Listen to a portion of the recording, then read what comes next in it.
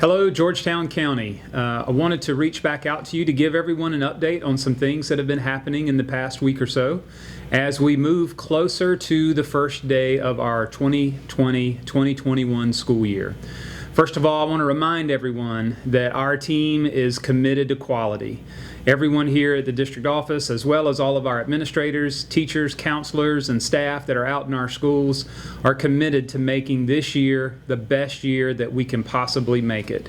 It's going to be different, but we're committed to making it as best as we possibly can. I also want to remind everyone that we still maintain our commitment to safety.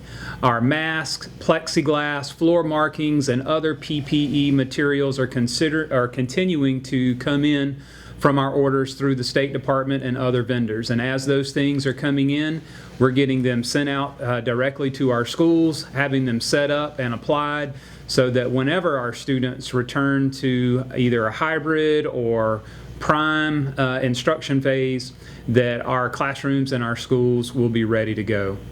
I also want to remind everyone, or to let everyone know, that our nurses are gearing up and getting ready as well. There have been lots of questions about what happens if a student is sick, or what happens if a teacher shows symptoms. And so our district lead nurse, Tucker, has been working with our nurses and is preparing training and professional development and response tactics for all of those different situations that is a direct reflection of guidance that has been provided to us by DHEC and the Centers for Disease Control. So they're working very meticulously and strategically to have every process, every procedure, and every system in place so that they may respond appropriately when and if the time comes. In addition, I'd like to give everyone an update on our community access points. For those who are eligible for our free Wi-Fi that we partnered with the state on, you have been receiving emails about devices and hotspot connectors and Wi-Fi as needed. So our technology department has been working very closely with those folks who are eligible for those. And so that is well underway, and they've got a system in place where those devices are going to be picked up beginning this week so that families can take those home, try them out, and then troubleshoot if necessary. In addition to that, we are still identifying community locations where our families can have access to Wi-Fi.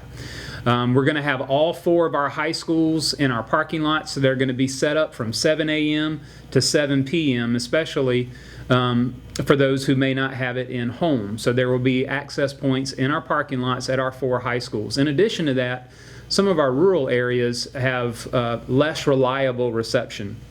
And so we're going to have some additional spots set up in parking lots at Browns Ferry, Plantersville, Pleasant Hill, and Sampit Elementary, which also will run from 7 a.m.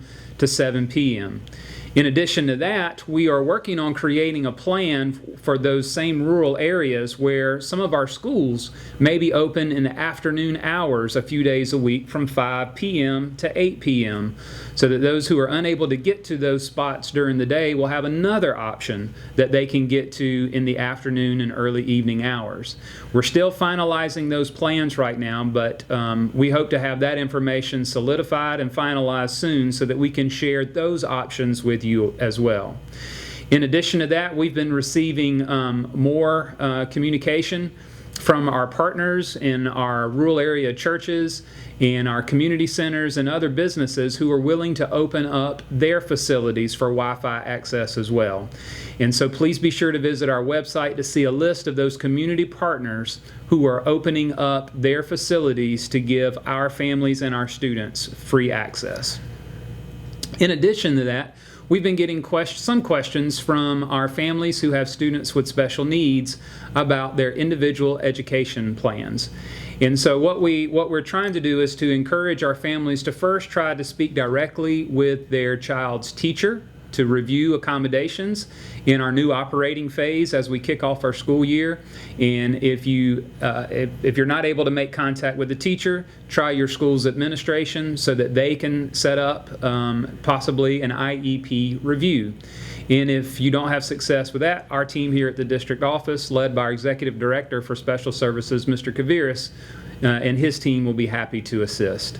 Next, our virtual program students, those students who applied to be in the all-virtual program for first semester.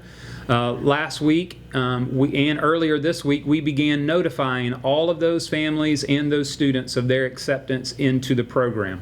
What we have learned is some of our families aren't getting the email notifications because they're going straight to spam folders. So if you applied to the all-virtual program for semester 1 before the deadline expired, if you haven't received that notification, please check in your spam folders and you should see it there. Leap Week has began this week on Monday, and in our visits around the district and stopping in on schools, we've had a very nice turnout. In many schools, we're averaging about 5 to 6 students per class per day. They're being able to go through some early assessments, go through some different activities with their teachers, and it's been great to see students in the schools again. So Leap Week is off to a great week. Next week, our teachers return to work for professional development, in-service, and classroom prep time. They're getting ready to start day 1 as well, and so there's a lot of things that are going to be different with the start of this school year versus school years in the past. So we're looking forward to having all of our teachers and staff back on campus when they return next week. Your student schools will begin sharing specific information about our remote, hybrid, and prime phase. There are different events that are going to be coming up at each of our schools with regards to back to school information, how their day will be structured. So look for that information to be coming soon if you haven't received it already from your student schools about how the school year will open and kick off. Our DHEC ratings are still high, but we've seen some significant improvement over the past 2 weeks. As you know, our first week operating phase has already been announced, and it's going to be our remote phase.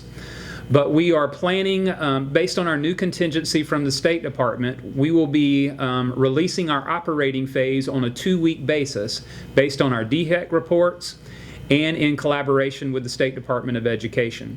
So our next DHEC report is scheduled to be released on Monday, August 31st. And after we receive those reports and after we have a chance to collaborate with the State Department, we plan to release our operating phase for weeks 2 and weeks 3. And we hope to be able to send that out on either September 1st or September 2nd. So look for an announcement to come so that all of our families and all of our schools can plan accordingly for weeks 2 and 3. And finally, I'd like to remind everyone to continue to check our Facebook and our website for other video updates from specific departments. We look forward to a great start to our school year. Again, it's going to be different, but we want to make it great. And we are committed to quality, and we look forward to a fantastic school year with everyone throughout Georgetown County. Thank you for tuning in.